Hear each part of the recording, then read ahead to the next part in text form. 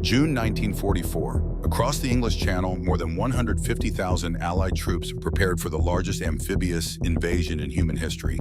Ships stretched across the horizon. Aircraft filled the skies. Thousands of young men waited for orders that would determine the fate of Europe.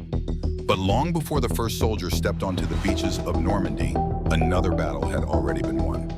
Not with bullets, not with tanks, but with lies. And at the center of that deception stood an unlikely hero, a Spanish civilian who had no military training, a man who created an entire spy network that never existed, a man who fooled Adolf Hitler himself. His name was Juan Pujol García. History remembers D-Day. Few remember the man who helped make it possible. This is his story. The success of D-Day depended on one critical factor. Surprise! If German forces concentrated their defenses at Normandy before the invasion began, the Allied landings could have become a catastrophic failure. Military planners understood this. The Germans understood it too. The question was simple. Could the Allies convince Hitler to defend the wrong location? The answer would come from one of the most unlikely spies in modern history. Juan Pujol García was born in Barcelona, Spain. Unlike famous spies portrayed in movies, he had no military background, no intelligence training, no government connections. In fact, he originally worked ordinary civilian jobs. When World War II erupted across Europe, Pujol became deeply opposed to both fascism and communism. He wanted to help defeat Nazi Germany. The problem was that nobody wanted his help. Twice he approached British intelligence. Twice he was rejected. For most people, that would have been the end of the story. For Pujol, it was only the beginning. If the British would not recruit him, he decided he would recruit himself. Pujol developed an audacious plan. He would convince German intelligence that he was a valuable spy. There was only one problem. He had no access to military secrets, no contacts, no information. So he invented everything. Pretending to be stationed in Britain, he actually operated from Lisbon, Portugal. Using travel guides, newspapers, magazines, and public information, he created detailed reports about British society and military activity.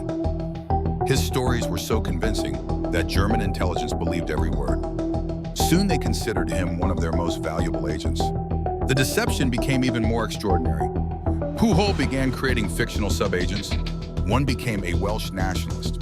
Another was a sailor. Another worked in government offices. None of them existed. Yet German intelligence paid salaries to these imaginary spies. At one point, they were funding an entire espionage network, bought paperwork made up of fictional characters. Eventually, British intelligence noticed something remarkable. Someone was feeding false information to the Germans so effectively that Nazi intelligence completely trusted him. The British finally recruited Pujol. He was given a code name, Garbo, named after the famous actress Greta Garbo because of his extraordinary acting abilities. Now he became a true double agent. Working with British intelligence, Garbo expanded his fictional network to more than 20 imaginary operatives. Each had a detailed personality, a background, a profession, a life story. German handlers became emotionally invested in people who never existed. One fictional agent even died. Garbo informed the Germans of his death. They approved a pension for the widow. The widow was fictional too. By 1944, Allied leaders prepared Operation Overlord, the invasion of Normandy. But another operation ran alongside it, Operation Fortitude. Its purpose was simple: convince Germany that Normandy was merely a diversion. The real invasion, they believed, would occur at Pas de Calais. Garbo became one of the most important weapons in that effort. His reports consistently reinforced German expectations. He described imaginary troop movements, imaginary commanders, imaginary preparations. Everything pointed toward Pas de Calais. The deception became so convincing that German commanders remained uncertain, even after Allied troops landed in Normandy. Many believed the invasion was still coming elsewhere. Hitler himself delayed moving critical reserve forces because he feared a larger attack at Pas de Calais. Those delays proved decisive. Every hour gave Allied forces more time to establish their foothold.